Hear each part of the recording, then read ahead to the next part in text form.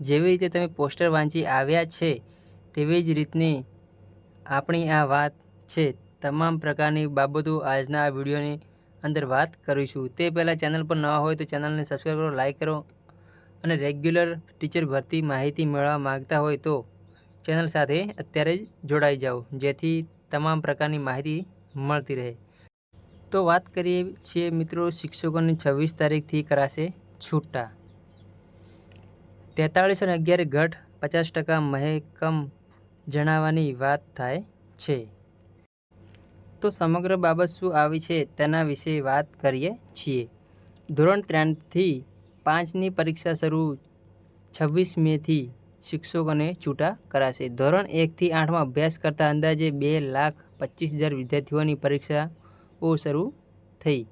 Vacation પહેલા શાળાઓમાં 50% મહેકમ જળવાય એ રીતે પ્રાથમિક શાળાના શિક્ષકોને છૂટા કરી દેવાશે. 2024ની 31મી ઓક્ટોબરથી સ્થિતિએ 4311ની ઘટ.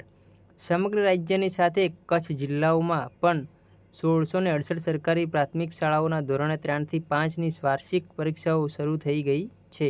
ત્યારબાદ ધોરણ 6થી 8ની શરૂ થશે, જે 23 એપ્રિલ સુધી ચાલશે. ત્યારબાદ 25 મેથી જિલ્લા ફેર બદલી મંજૂરી કરાવેલા પ્રાથમિક શિક્ષકોને છૂટ કરવાની પ્રક્રિયા શરૂ થશે. જો કે શાળાઓમાં 50% મહેકમ જળવાતું હોવાથી ત્યાંથી છૂટા કરવામાં આવશે.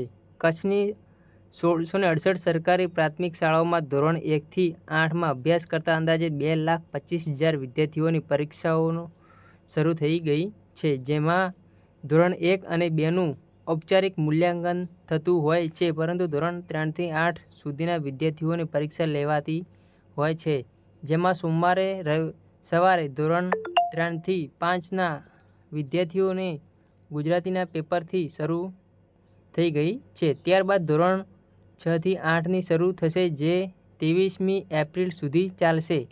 પરીક્ષા પછી 2 દિવસ સુધી પરિણામની વિધિ ચાલશે. વેકેશન 3જી મેથી પડશે. જો કે 26મી એપ્રિલથી કચ્છમાં અન્ય જિલ્લાઓમાં બદલી મંજૂરી કરાવનાર શિક્ષકોને 50% મહેકમ જળવાય એ રીતે છૂટા કરવાની વિધિ શરૂ થઈ જશે. કેમ કે વેકેશન પહેલાં બદલીના જિલ્લાના હાજર થઈ જાય તો પગાર માટે કચ્છમાંથી પગાર પત્રક બનાવવાની જરૂર ન પડે અને બદલીવાળા જિલ્લામાંથી જ પગાર મેળવી શકે. હાલમાં વિદ્યાર્થીઓ પરીક્ષાઓની તૈયારીમાં પરોવાયા છે. તો મિત્રો, આ હતી આજની આ વાત. પસંદ આવે તો લાઈક કરો, શેર કરો અને સબસ્ક્રાઈબ કરવાનું ના ભૂલતા. જય હિન્દ, જય ભારત.